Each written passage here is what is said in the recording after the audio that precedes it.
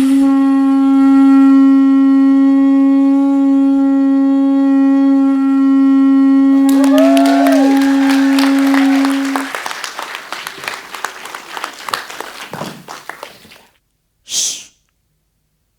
Keep quiet. Small kids. Shh. Don't you know your culture? You can't ask about those kind of things. My goodness. Shh. Be quiet. You're a girl. Don't you know? Girls are only meant to be seen, but never to be heard. The culture of silence. Growing up, I was led to believe that my voice didn't matter, that what I had to say was not important, that even if I went through times when things were hard, I couldn't run to anybody and tell them, because I was just a girl. I was just a child, and many times it was a taboo to talk about. As a 6-year-old, walking into the classroom, and my goodness, I had this new dress, blue dress, crispy white belt, my hair parted on the side. I had looked at myself 100 of times in the broken mirror at home. It's a small village school, and all my cousins that were going to that school, we were usually caught in mud and sand, but this particular day we were all clean.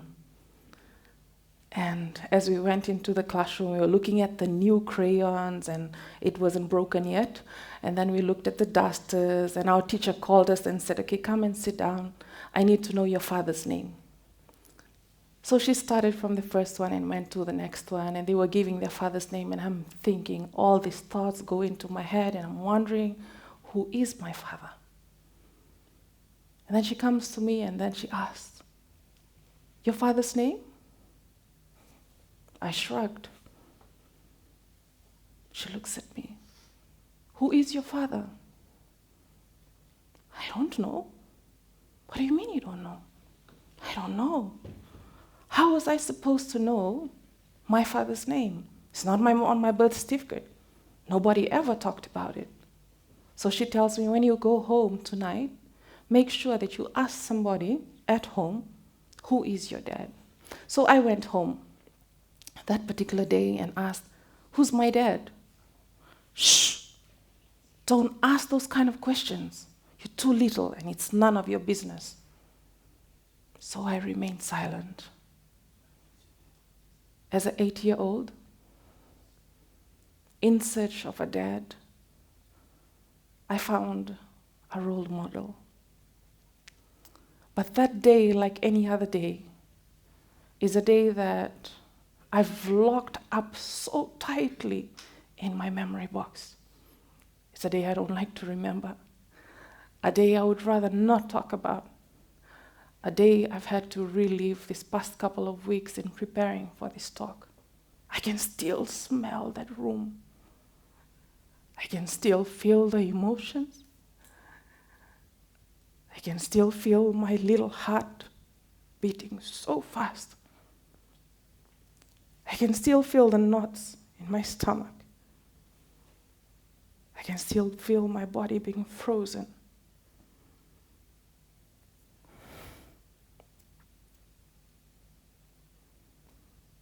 But he said to remain silent. I couldn't talk about it. So remain silent, I did. 6 years after, she found out. So she tells the family, she says, we need to have a family meeting because this is happening. So they call a family meeting, and I'm part of the family meeting, but because I'm so little, and I'm not important because I'm little, so I'm put to the side again. After the discussion, I did not hear anything, even though I tried so hard. I thought I was the champion of eavesdropping, but that particular day I could not hear anything because it was all adult talk. And at the end of it, they decided the family name was much more important. So it was swept under the rug of the culture of silence. There were days when my little body would be thrown against the wall. I didn't understand it. There were days when my little thighs became punching bags for a man who was 30 years older than me. I learned to walk on eggshells. I learned to walk barefoot just so that I did not make a sound. I learned to master the Mbula smile. And I walked around with the biggest smile on my face. And as an 18-year-old, I entered university. Man, university with all thousands of young people coming to and fro, different colored clothes, different colored hair, you name it. It was there. And for the first time in my life, I felt hope. There was this glimmer of hope inside of me that finally, for the first time, maybe I could talk to someone and someone would be willing to listen. Because somehow in university, everybody just talks. Nobody listens. Even when the lecturer is talking, everybody still talks. And then one person listened. I didn't scream. I didn't talk. I whispered. And a young man listened. Johnny. That's his name. Familiar to most people because a lot of Fijian guys are named Johnny, but not this Johnny. He was a different Johnny. Because 7 years after, the beautiful barefooted girl walked up the aisle to marry Johnny. Because Johnny believed, Johnny heard, Johnny listened. Man, this guy has been my rock. He's been the go-to when the whole world comes against me. He's been the person that I go to when at night the memories from years past that I would rather just not even think about, I would not even wish upon anybody on the earth to go through comes back. I run to Johnny. He's been the one who's read behind the smile what it means. Has it been easy? It hasn't been easy. There are still days when the pain comes. There are still days when the memories of the abuse comes. There are times when a smell of cologne brings about memories. But it has been good too. There have been good things that have come out of this journey of mine. That just like one time, the cocoon of that caterpillar turned into a beautiful butterfly that now has spread its wings and is in full flight. Part of the journey has been realizing that because of the abuse, we could not have children. And it was hard. Because culturally we don't talk about it. We don't talk about why somebody doesn't have a child. We just ask, why is she not pregnant yet?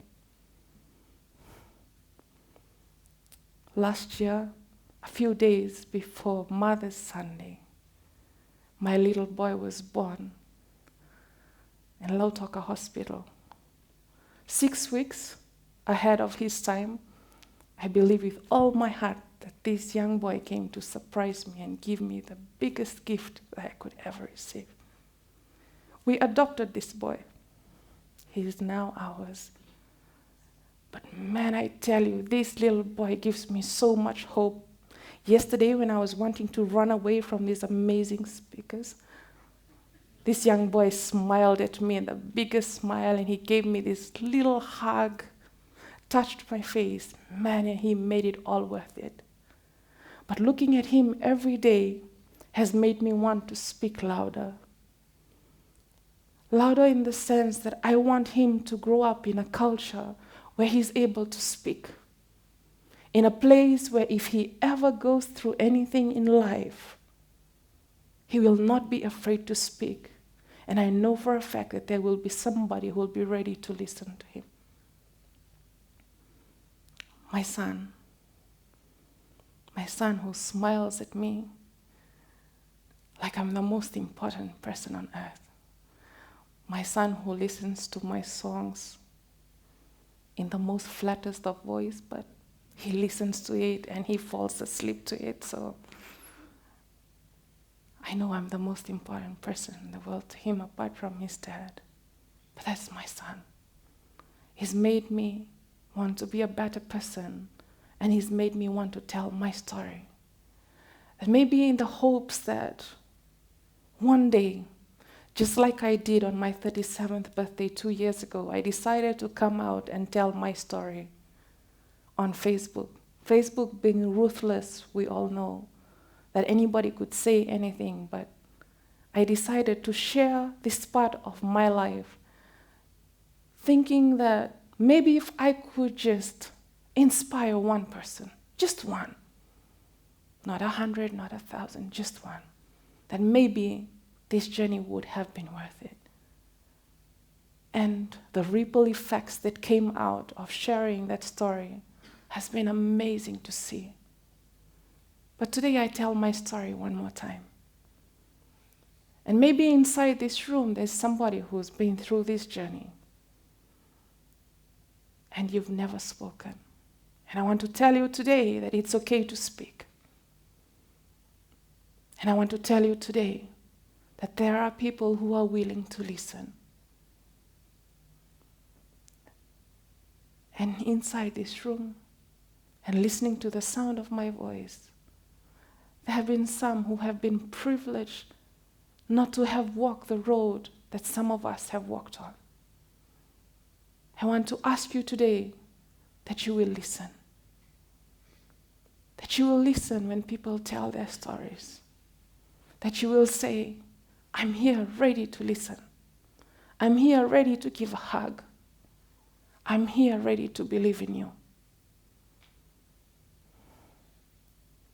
Listen. Silent. 6 letters in the word silent, when interchanged, is also listen. Listen. Listen. Shh. Listen.